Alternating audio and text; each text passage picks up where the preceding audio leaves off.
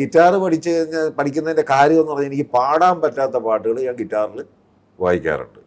ഇപ്പോൾ തന്നെ ഞാൻ അങ്ങനെ ഒരു സ്ഥലത്ത് വെച്ചൊരു പാട്ട് ഞാൻ പാടി, മറ്റേ ഇതില്ലേ കശ്മീരിൽ ചെയ്ത പടം, മേജർ രവിയുടെ കീർത്തി ചക്ര, അതിൽ ഞാനുണ്ടല്ലോ.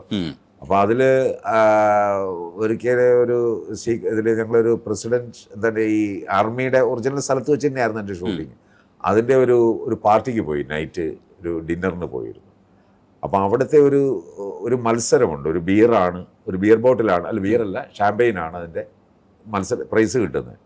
അപ്പോൾ അതിൽ ആർട്സിൽ ഒരാൾക്ക്, സ്പോർട്സ് രണ്ട് ഇതാണ്. അപ്പോൾ സ്പോർട്സിൽ അന്ന് പ്രൈസ് കിട്ടിയത് ലാലേട്ടൻ്റെ ട്രെയിനറായിട്ടുള്ള ഒരാളുണ്ടായിരുന്നു, ഫിസിക്കൽ ട്രെയിനർ. അദ്ദേഹത്തിനാണ് അത് ഇങ്ങനെ പുഷപ്സ് എടുക്കൽ അങ്ങനെയൊക്കെയുള്ള കാര്യങ്ങളൊക്കെയാണ് അദ്ദേഹത്തിനാണ് കിട്ടിയത്. ഈ പറയുന്ന ആർമിയിലെ പല ആൾക്കാരും നിൽക്കെ ആണ് അന്ന് കിട്ടിയെന്ന് ഓർക്കുക. ലാലേട്ടൻ്റെ ട്രെയിനർക്കാണ് കിട്ടിയത്.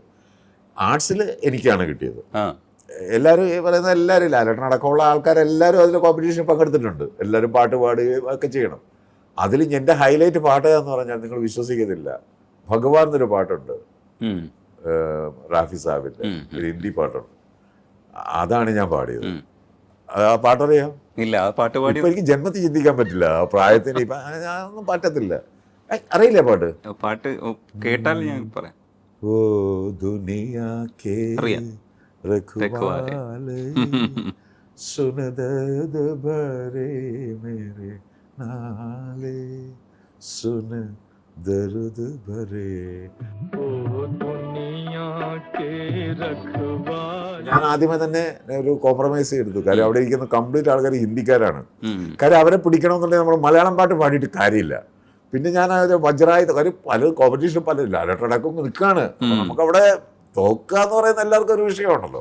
മത്സരം എന്ന് പറയുമ്പോൾ മത്സരം തന്നെയായിരിക്കണം. അഭിനയം പോലെ അല്ല, ഇതൊരു മത്സരമാണ്. ആ ഷാമ്പയിൻ ഒരു ചെറിയ ബോട്ടിലാണെങ്കിൽ കൂടി അത് നമുക്ക് അവിടെ വെച്ച് തരിക എന്ന് പറയുന്നത്, അത് ലാലേട്ടനാണ് തന്നതെന്ന് ഓർക്കണം.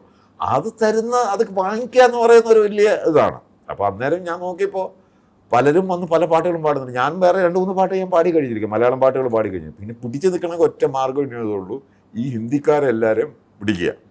അപ്പോൾ അതിന് ബെസ്റ്റ് മാർഗം ഹിന്ദി പാട്ട് പാടുക. അപ്പോൾ ഹിന്ദി പാട്ട് കൂടെ പാടുന്നുണ്ട്.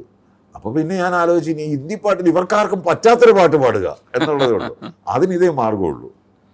ഏത്? ഈ പാട്ട്.